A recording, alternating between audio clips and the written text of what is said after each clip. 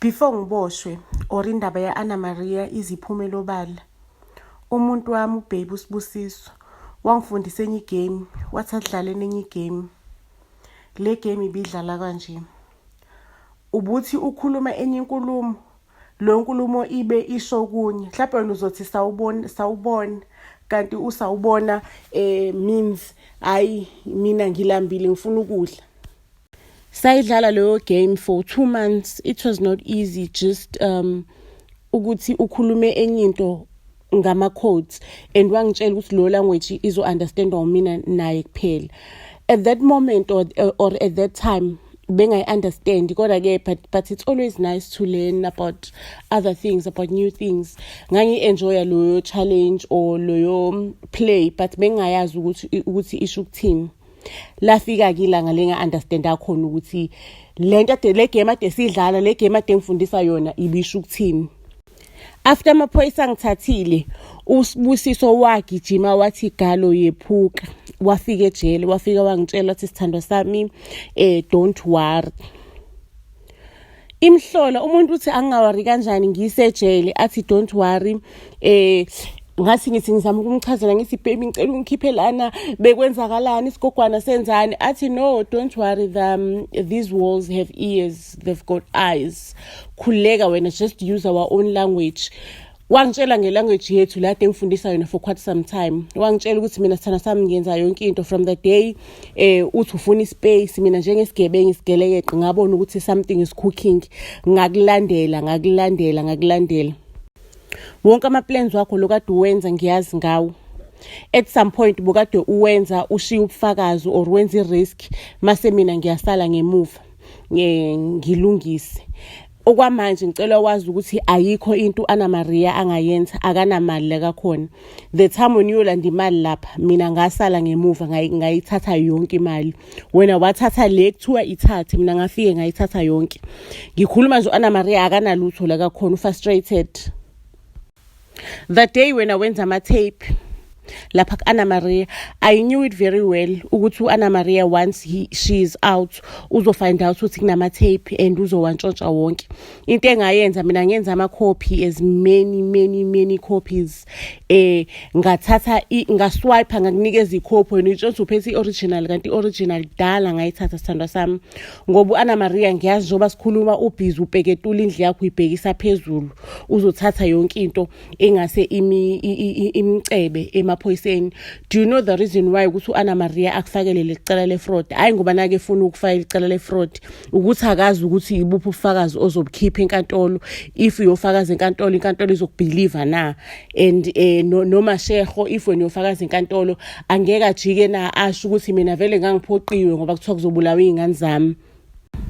Hey mina bengikhala ukungqayingqayi lapha ejele ngoba Anna Maria isigogwana esinamaqhinga, akumelanga urelax emudila naye because asazi ukuthi imali nayo iyona kuphela leyo ifihle lapha. You may never know, maybe khona la itshale khona enye imali, maybe ubusy vele ungakhela a strong case.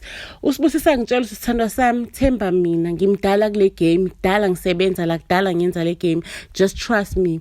So how can you put your trust in a man ubusejele ubhadle ejele? Uyibeka kanjani trust yakho kumuntu wesilisa? Angitshela Sibusiso ayikhululeka, mina ngagubha amathuna, ngagubha amangcwabo, ngabheketula idumbe ebolile ngenxa yakho. Ngiyakuthanda mntana womuntu. Usibusisa ngitshele ukuthi yena akanasi isikhathi sokuhlala la aloke ekhuluma nami, ubekazele la uzongidlulisela imessage ukuthi I must relax. Ngirelax engaphathwa istress, lento izodlula izoba over, yena uzohandlisha naye. Ngimbuza ukuthi ngisho lamagogwana uyamazi, what if uyakubulala or whatsoever? Angitshela Usibusiso ukuthi whether ngiyaphila or angiphili, iplan yami izosebenza. Kudala ngiyisebenzile, dala from the day one ungitshela ukuthi ungitshela ngale ndaba yesidumbu, mina ngaqala iplan. So khuleka sizodlala isigogwana thina la, izinto ezayisile ngama 1960s sizoyiwina le fight. Okay, kwathi gozololo kancane mbijana. Even though angikwazi ukubeka ithemba lami umuntu, kodwa kwathi gozololo kancane. Yahamba indoda yamadoda, wahamba umuntu wamadoda, washiya engiphila ithembana Nkosi yami lokubambelela ithemba elincane. Isigogwana besingathulile, besibhizi sishubisa ubufakazi emaphoyiseni. Sahamba sayothola iproof ukuthi mina ngakhokhela igebengu, sashe emaphoyiseni ukuthi nansi iproof, mina ngakhokhela igebengu ukuthi igebengu zibulala uMashego zibe busy ngayi. Luckily uMashego wakwazi ukuthi aphunyuke. Vele uphethe proof of payment. Remember that day angitshela ukuthi mina ngideposit imali kuyiphi account, waveza nama communication ukuthi mina bengicommunicate nale igebengu, bekunokuxhumana lokukhona ukuthi mina bengikhuluma ukuthi hayi uMashego must go down. Waba busy ugogo washubisa emaphoyiseni waletha ubufakazi futhi ufazi bakhe bebuthembeka shema ngifuna uqamba amanga. On the other hand, umuntu wami madoda, uSibusiso, ubaby, isithandwa sami, savela nesabona ukuthi indaba yokuthi ngihambise ubufakazi ecourt into yothatha undendende wesikhathi, into yophela kudala leyo. Sona sasho ukuthi njengoba sona nje sikwazi ukuthi siheke ama-computer, bekajulileke ngetechnology umuntu wami. Wavela waheka wonke ama-social media account, ama-influencers anama-followers amaningi eSouth Africa. Wawaheka ukuthi adownloade lama video kagogo engichazela the entire plan ukuthi wenza kanjani, kwenzakalani, what's the future plan, uzophuma kanjani ejele. Wawa-uploada kuma-social media awo wonke ama-influencer. Influencer nje South Africa bekayifakile, as long as unama-followers ama-million of 500,000 100,000 bekayifakile. Waqeda lapho wenza ukuthi lama-influencer angakwazi ukungena kuma-account wabo for a day or so. Hayi-ke abantu bawashare lama video, indaba zaduma eSouth Africa, indaba yesigogwana. Kukhulunywa ukuthi hawu lo gogo bekuvela nje khona manje kuthiwa uphume discharge ecaleni ngoba amaphoyisa bekade embophela into engekho, waphuma emaphepheni kanjani. Sekuvela ukuthi awuqila ubanjiwe. U-Anna Maria eqeda ukubona lokho waqonda ngqole ehlala khona imali yakhe, wahamba wayoyipakisha wazama uconnection ukuthi athole private jet fast imhambise. Ukube bakazi ukuthi kwalo mali le ade ipakisha umuntu wami uSibuda madoda exchange wathatha ioriginal mali wagcwalisa ama-fake lapha, into engekakwazi nje nokcross iborder ngayo, into engekakwazi nokuthenga lutho ngayo. Amaphoyisa-ke isigogwana u-Anna Maria amfice sapakisha imali, sayihlohle emaplastikini, sayihlohle emasakeni. Vele i-private jet isiduma, sekubonakala ukuthi angangena noma inini.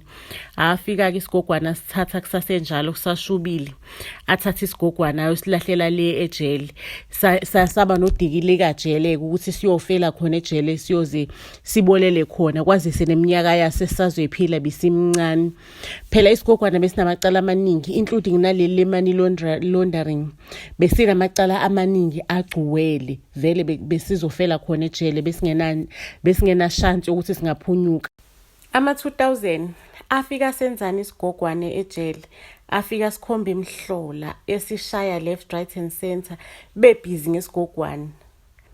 Lapho on the other hand mina nomuntu wami uSibusiso, uSibuda madoda, bekungeve kumnandi, bekuyi-happy ever after yethu.